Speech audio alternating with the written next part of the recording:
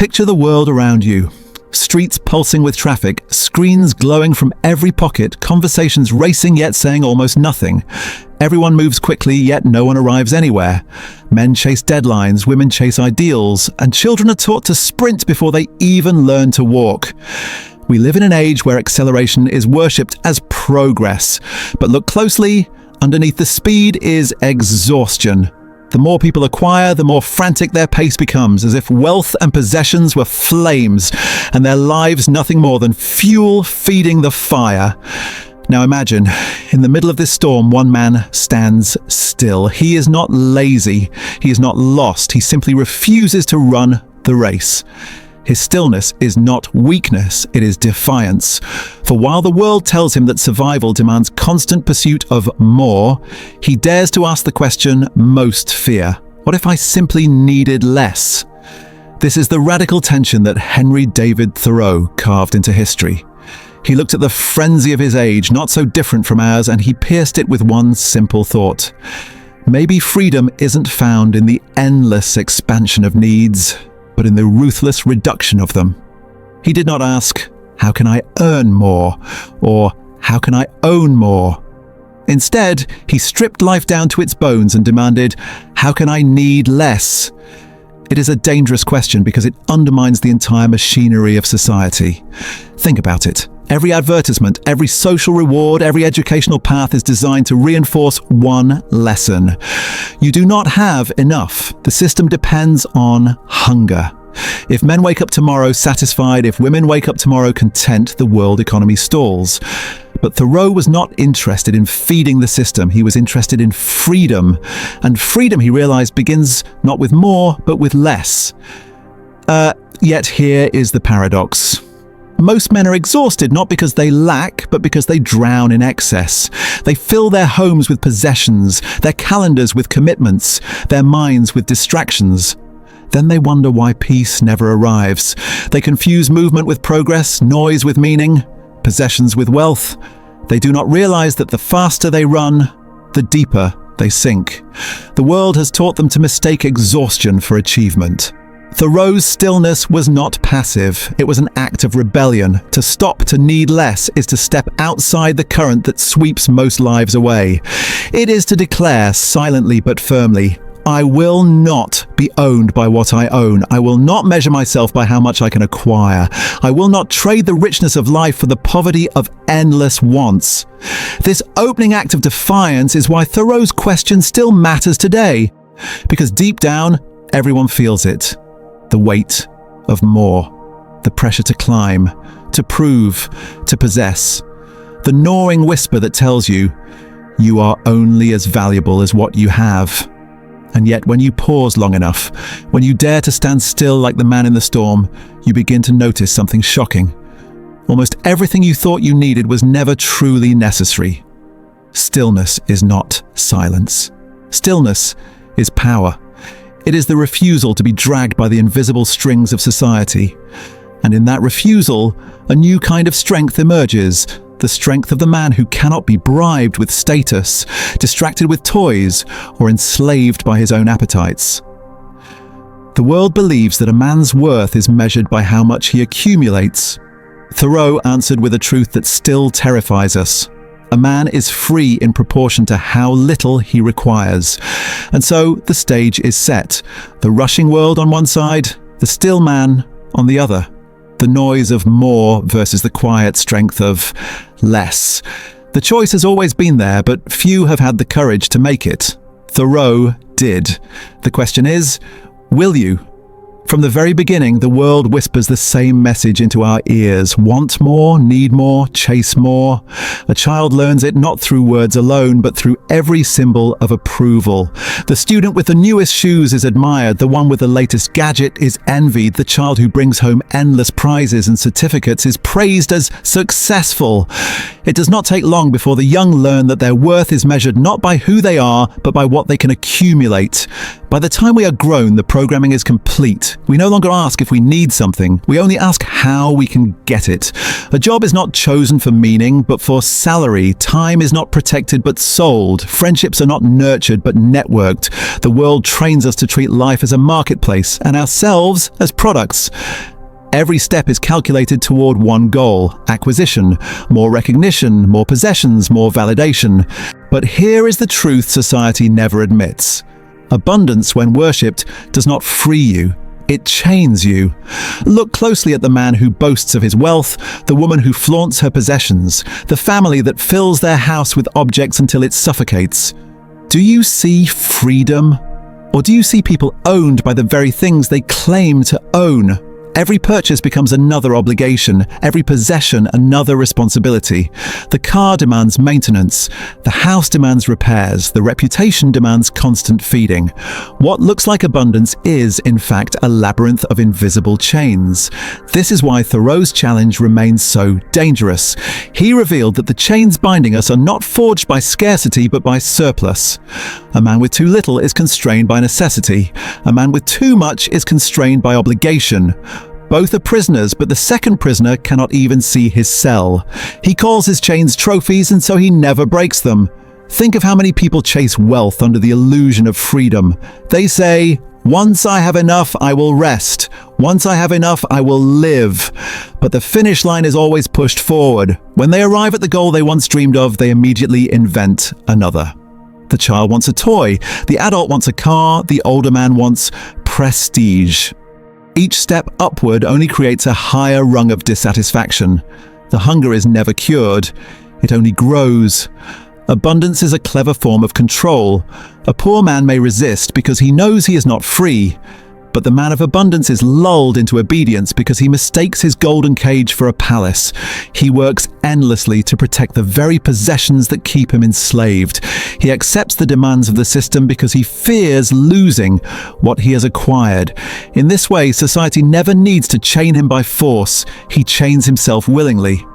Thoreau saw this clearly when he retreated from society. His neighbors laughed, thinking he had renounced comfort. But in truth, he had renounced chains. By reducing his needs, he multiplied his freedom.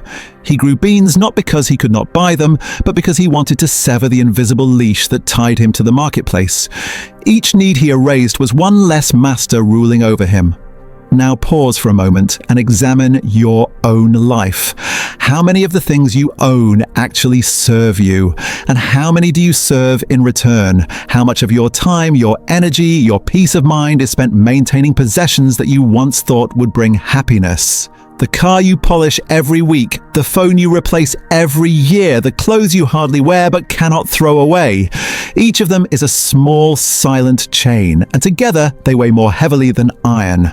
The paradox is clear. The more you gather, the less free you become. The more you consume, the more consumed you are. Society tells you that abundance is power, but Thoreau knew better. Abundance without discipline is bondage. True freedom begins not when you finally have everything you want, but when you no longer need everything you think you do. On the surface, the men who have it all should be the freest among us. They drive machines that roar louder than the crowd. They live in houses with more rooms than they can walk through in a day. They eat meals that cost more than a laborer earns in a week. And yet, behind the curtain of success, a strange emptiness follows them like a shadow. They sit in penthouses and feel restless. They win applause yet lie awake at night, haunted by a silence they cannot escape. This is the great illusion of abundance, the promise that once you have enough, peace will come. But peace never arrives because desire, once fed, does not shrink, it grows. Psychologists call it the hedonic treadmill. No matter how far you run, you remain in the same place emotionally. The promotion that once thrilled you becomes normal within weeks. The car that turned heads yesterday feels outdated tomorrow. The applause fades, the dopamine dips, and you are left chasing the next high.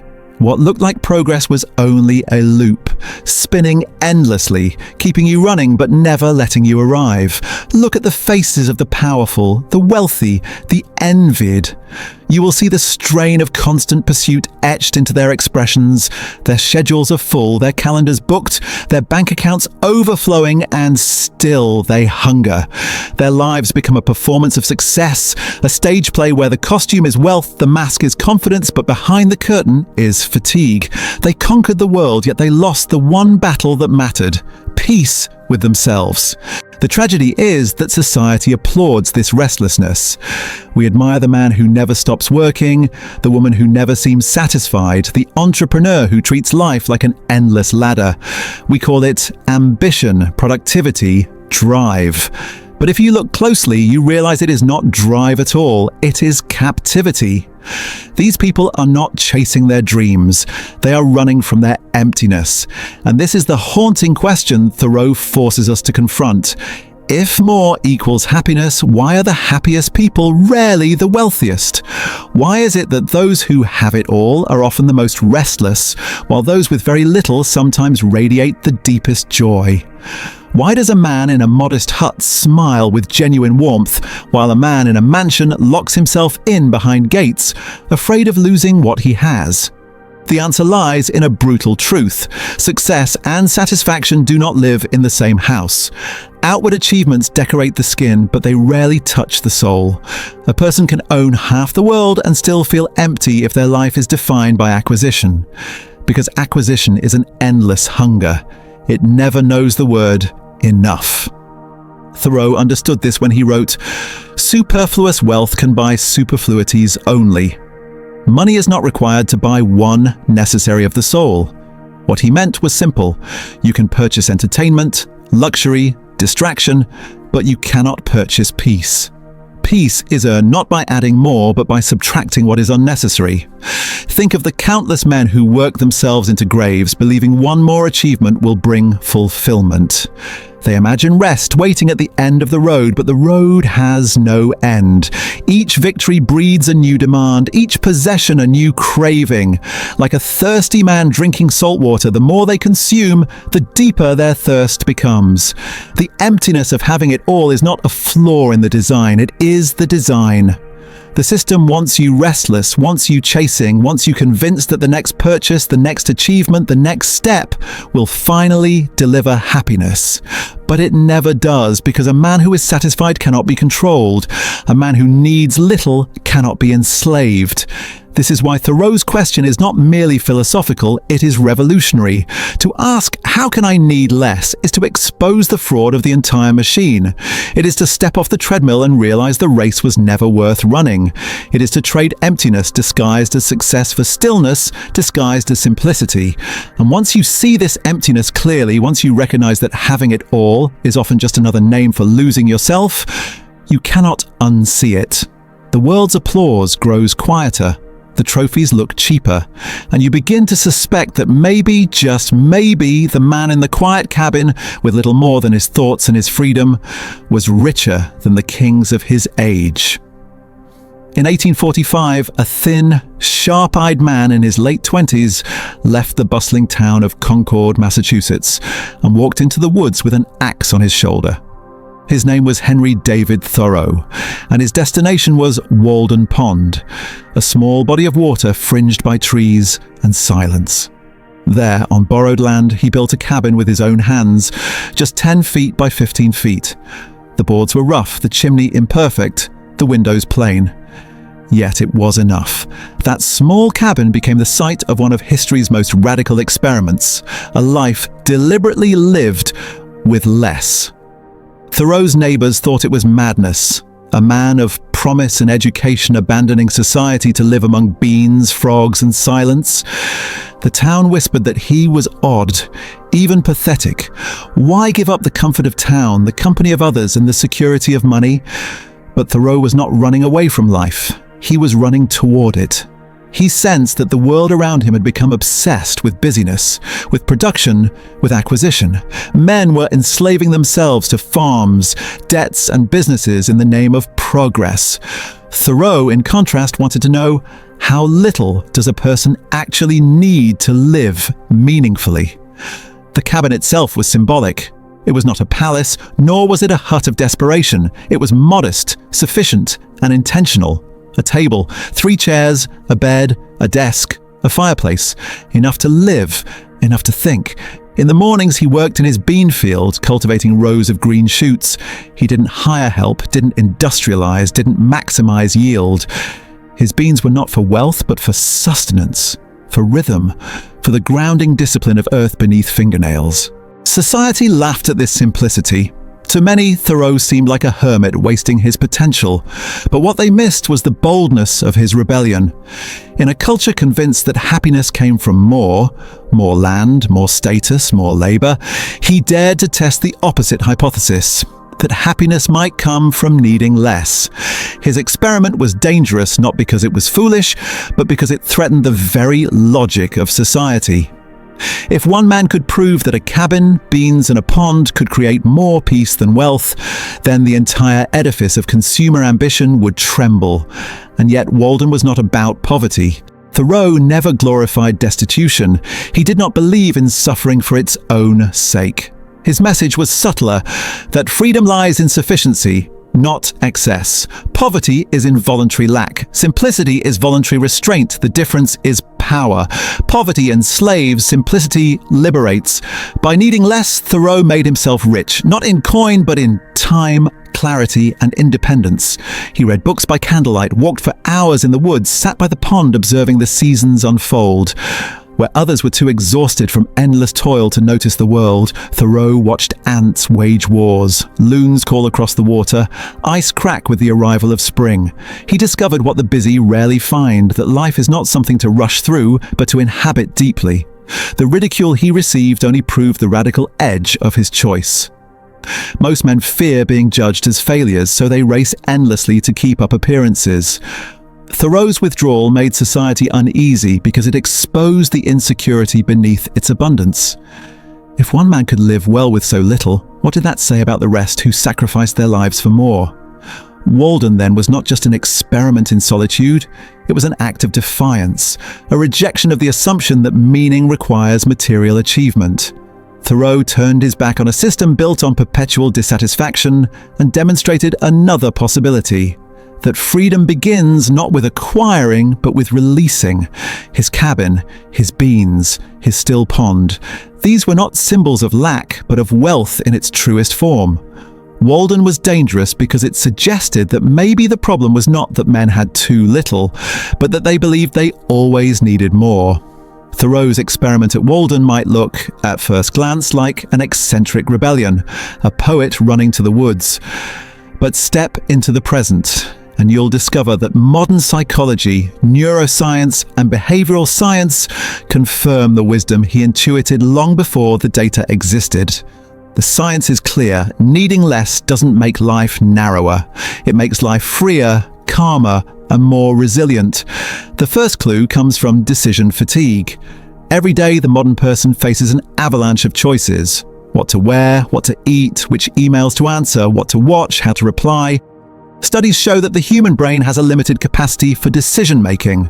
With every additional option, energy drains, willpower erodes, and stress mounts.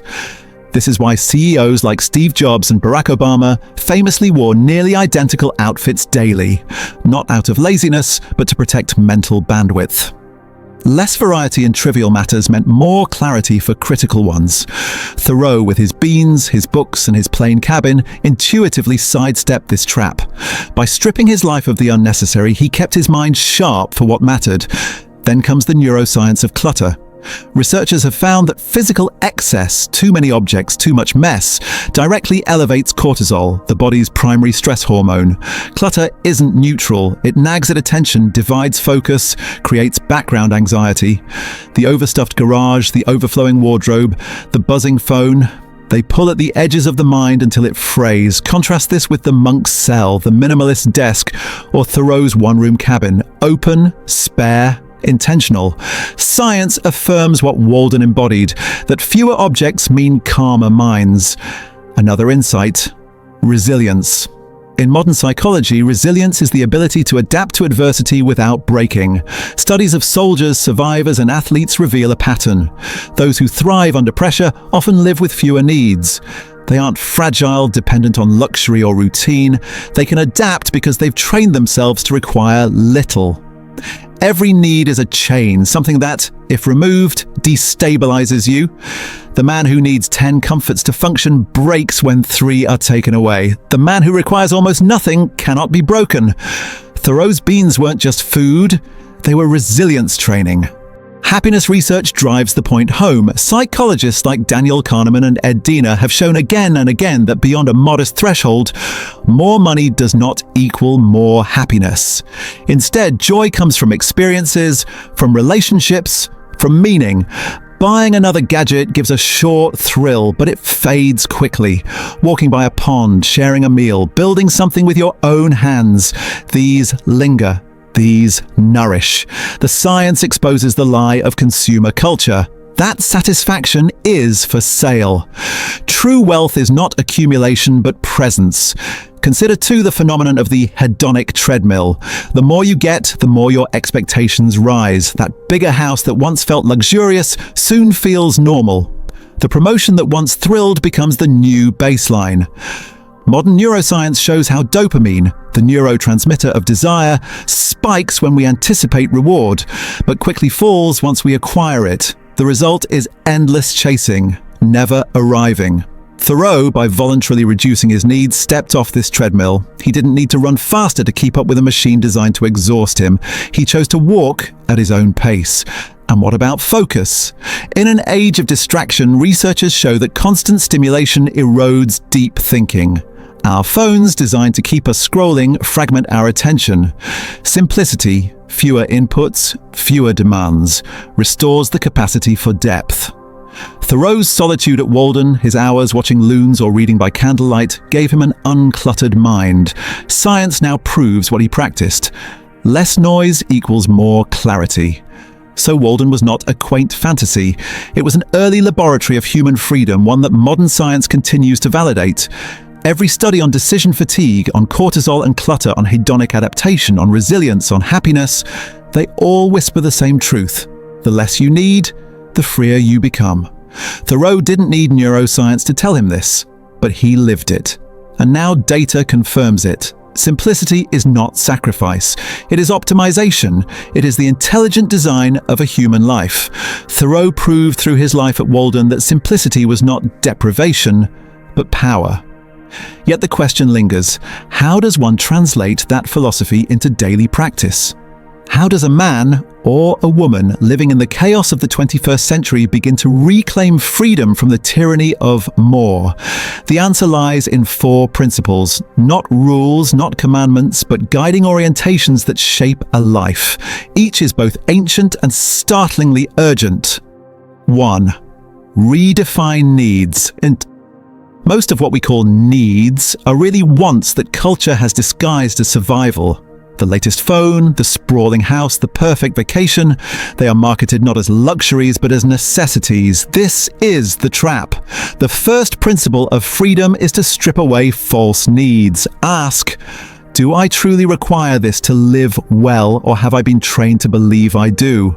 Thoreau didn't need a palace to think or a fortune to feel alive.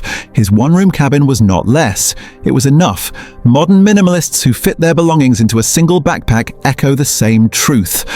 Every time we reduce a false need, we recover energy, money, and time. The paradox: the fewer needs you have, the richer you become. 2.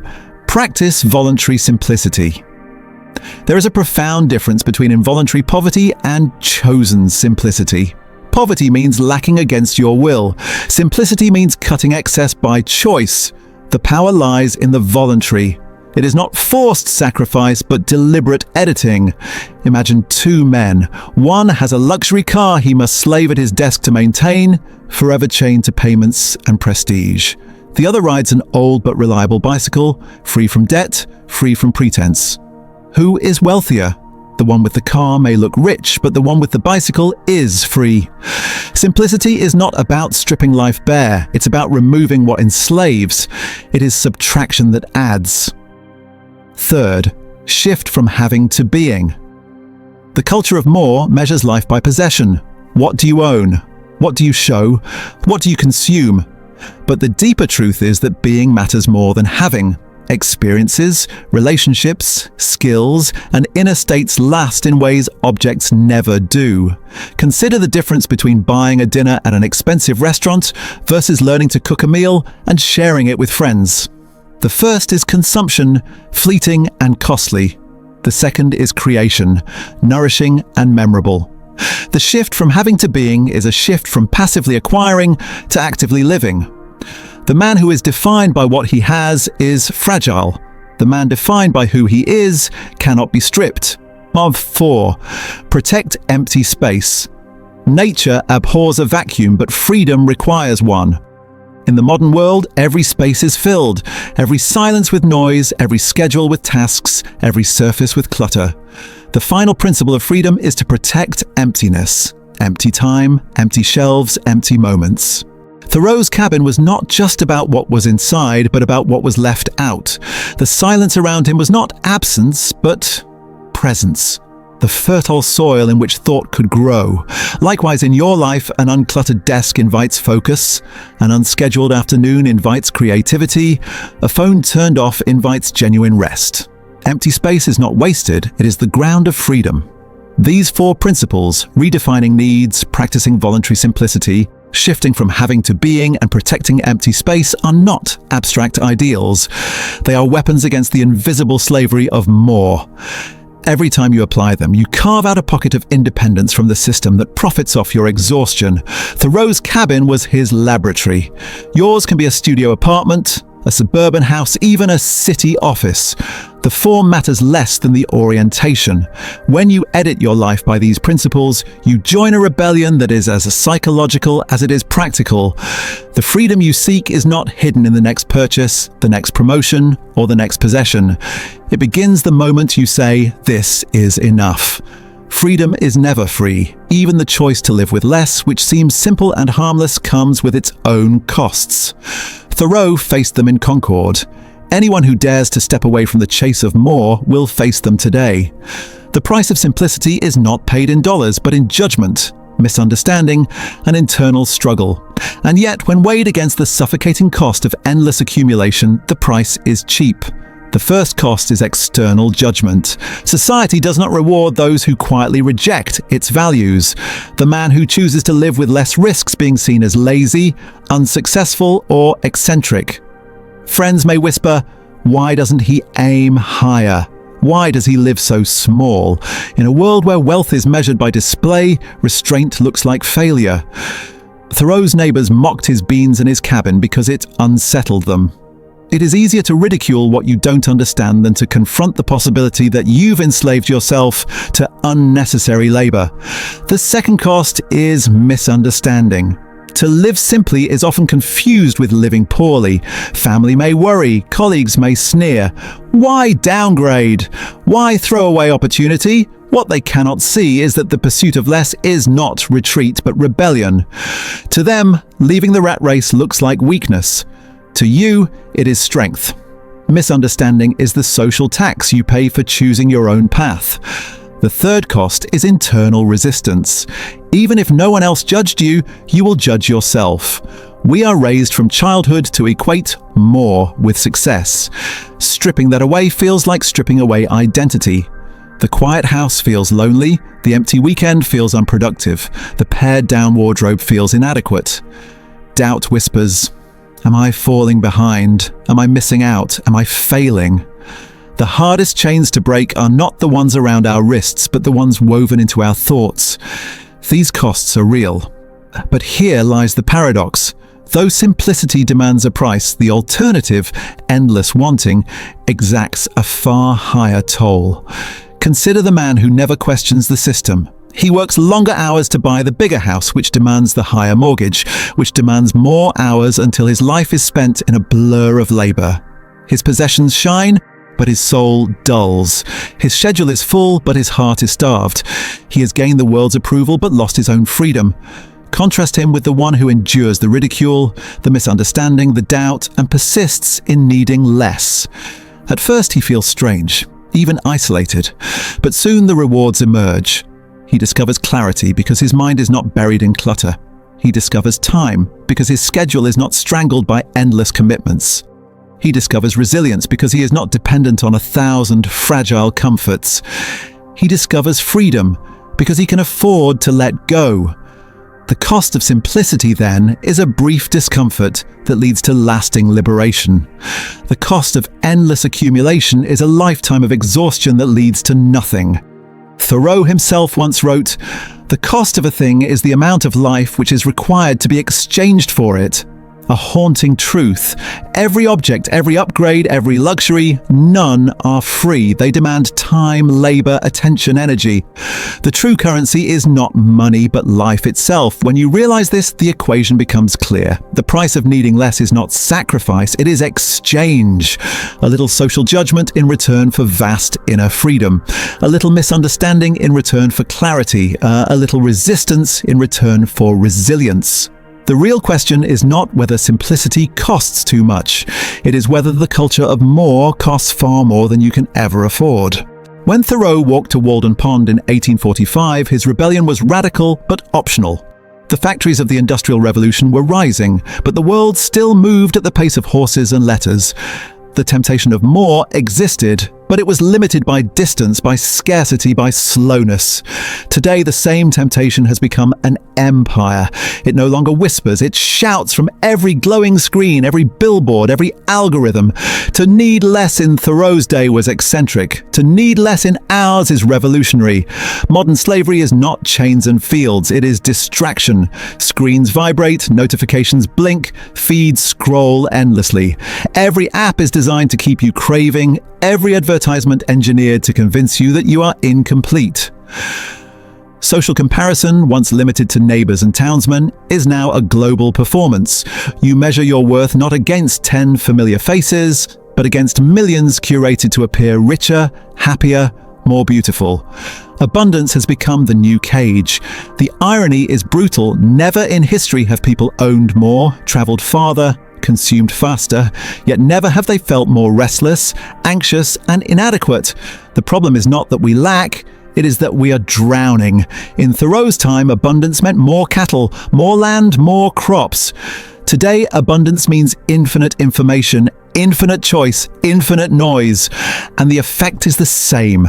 Chains. Think of the glowing rectangle in your pocket. It offers connection but also demands attention.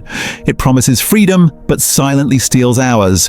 It creates a hunger that cannot be satisfied because every swipe, every like, every notification is engineered to feed the cycle of more. More content. More approval, more stimulation. The pond that once reflected silence is now replaced by a screen that reflects nothing but our own compulsions. This is why Thoreau's question, "How can I need less?" is more urgent now than it was 180 years ago. To reject more in 1845 was to escape the farm and the factory. To reject it now is to unplug from a global machine designed to keep you endlessly engaged, endlessly spending, endlessly wanting. Simplicity is no longer a quaint lifestyle. It is an act of resistance. Consider digital detox. The modern equivalent of walking to Walden is not necessarily building a cabin in the woods. It is daring to put down the phone, to reclaim an afternoon of silence, to delete an app that feeds on your insecurity. These small rebellions are not minor. They are the survival tactics of the present age, because whoever controls your attention controls your life. Owning less is important, but in our time, owning your attention is the ultimate wealth. A man with millions in the bank but no control over his focus is poor. A man with little but full command of his mind is free. This is the shift simplicity demands, from possessions to presence, from accumulation to awareness. Thoreau found his freedom at a pond. You can find yours in the middle of a city, a home, an office, if you reclaim the courage to need less. The battle is fiercer now because the system has perfected its tools of seduction. But the prize is greater too. Needing less in the 21st century is not just about peace, it is about sovereignty. In an age of distraction, simplicity is not nostalgia. It is rebellion. You don't need a pond. You don't need to vanish into the woods with an axe and a dream. Walden was never about geography. It was about psychology. Thoreau chose the forest because it stripped life to its essentials. But the same spirit can be lived in a studio apartment, in a suburban neighborhood, even in the heart of a city skyscraper. The question is not where you live, but how. The modern Walden begins with intention. Instead of filling space by default, you shape it deliberately. The crowded apartment becomes a sanctuary when you remove everything that doesn't serve. A single shelf of books you truly love can replace stacks of unread clutter. A desk with only the tools you need can feel as spacious as a cabin in the woods. Simplicity is not about owning nothing, it's about owning with precision. In careers, the Walden spirit resists the myth of constant hustle. You don't need to answer every email, attend every meeting, chase every opportunity. Freedom comes from focus. The professional who learns to say no to the unnecessary gains time for the work that actually matters. Thoreau had his beans. You may have your craft, your project, your skill. To tend it with clarity is to cultivate your own modern field of beans. In families, the Walden spirit is even more urgent. Children grow not from endless toys and screens, but from presence. A walk in the park, a story told aloud, a meal eaten together at a simple table. These create memories far stronger than another purchase from a catalogue.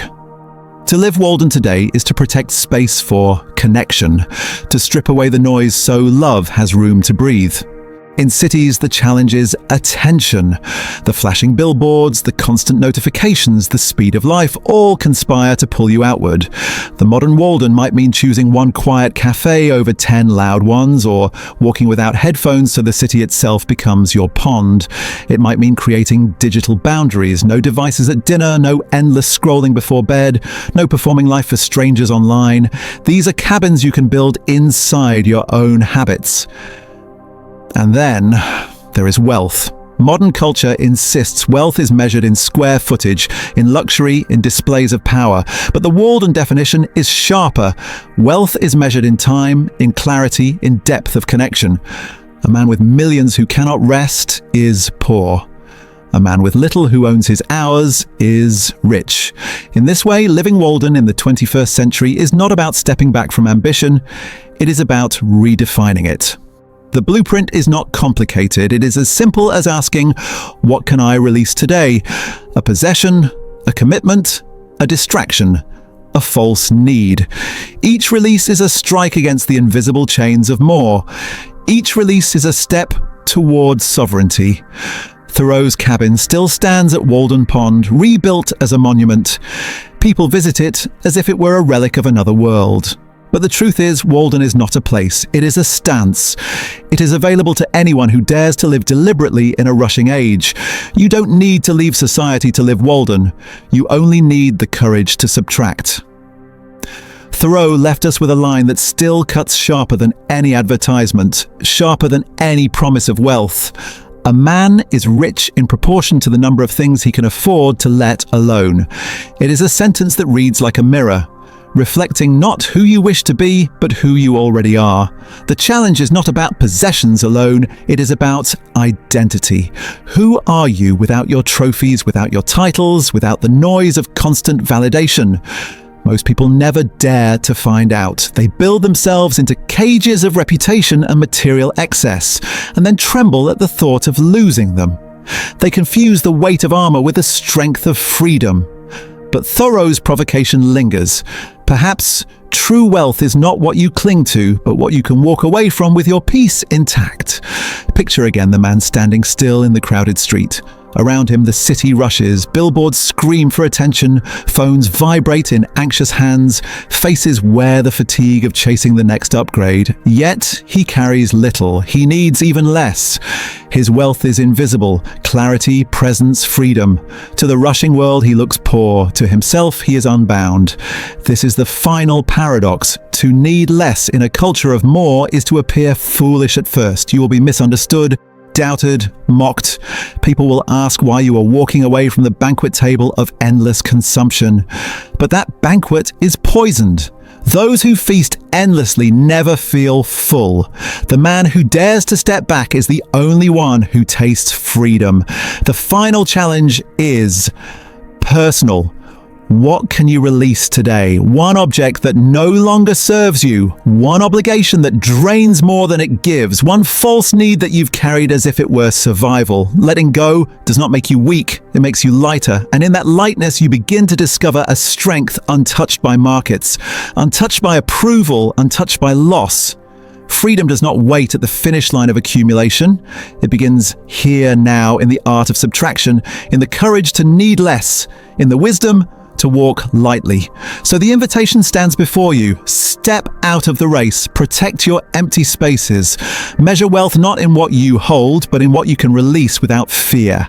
Live deliberately, as Thoreau once dared to do, because in the end, the richest man is not the one who owns the most. It is the one who carries the least, yet walks unchained.